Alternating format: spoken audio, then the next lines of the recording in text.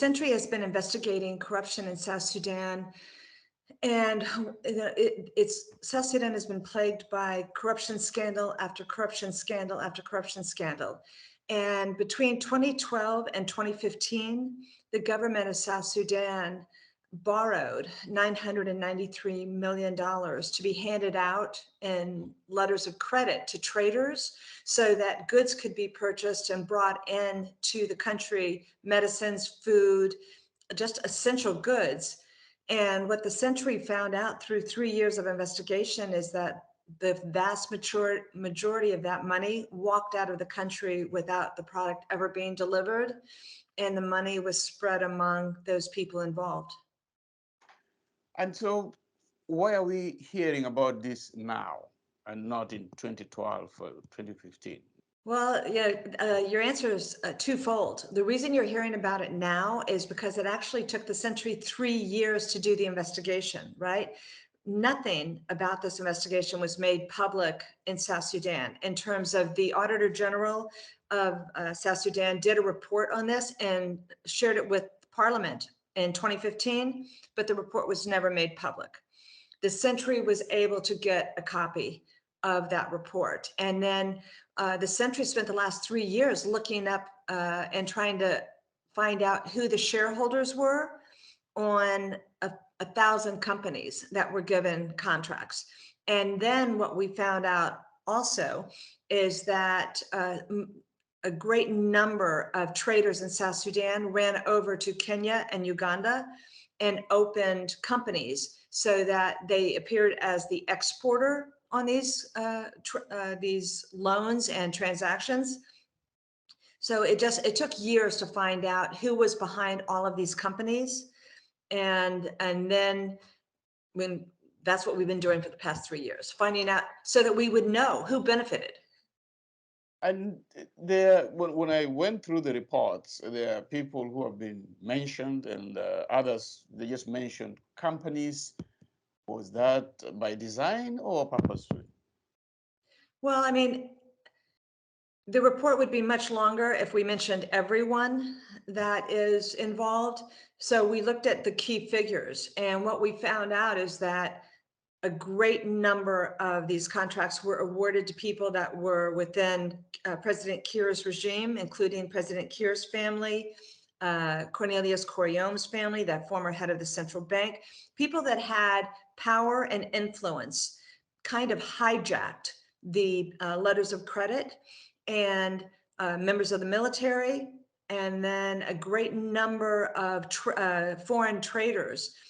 Those were the main people that benefited from this scandal, and where we can find no proof of delivery.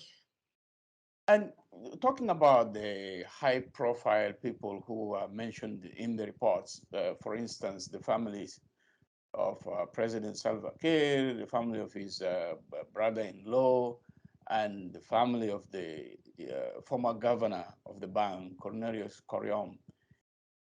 These people are still in power.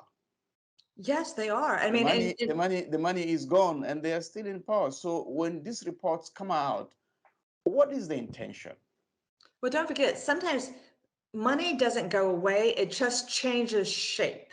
So when the money leaves, it goes either into a bank account, into an investment account, or it becomes an apartment building or a vehicle or a villa.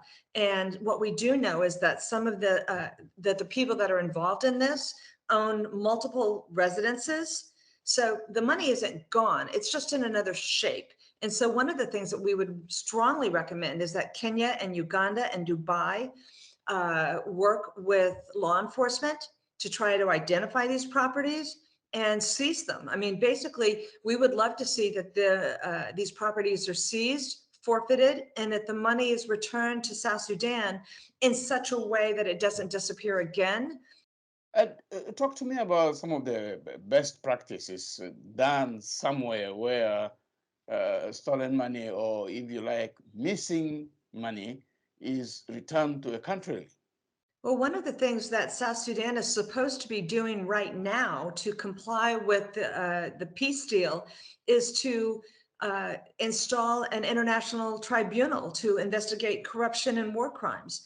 And so what we would recommend is that, Kenya has a new president. Let's cooperate and let's look at the properties that are being purchased by South Sudanese elites in your country. Same thing, Museveni. Let's look at all of the illicit wealth that is coming out of South Sudan that is going into properties in Kenya and Uganda. The United States can help too. The majority of this money left South Sudan in US dollars, which means the United States would have venue to investigate as well. And the government of South Sudan has been on record several times, each time the Sentry releases reports implicating some of its leaders or some of its allies or companies.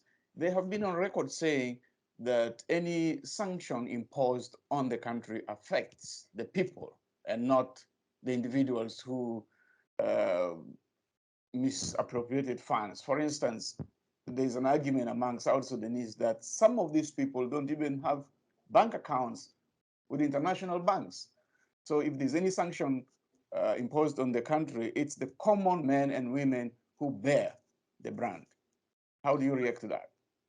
Well, actually, that's rather easy because, the sanctions right now that we would be fighting for are against people, not the government of South Sudan. So, I mean, let's look. I mean, how did sanctioning Gabriel Jackriak hurt the people of South Sudan? How did sanctioning Benjamin Bomel, Kur Ejing-Atir, who, by the way, are skirting U.S. sanctions and still getting billion-dollar contracts awarded by President Kiir's regime? Explain to me how any of those sanctions hurt the average man in South Sudan. They didn't. So what we want to do is we really want to target those individuals who are robbing and stealing money from South Sudan.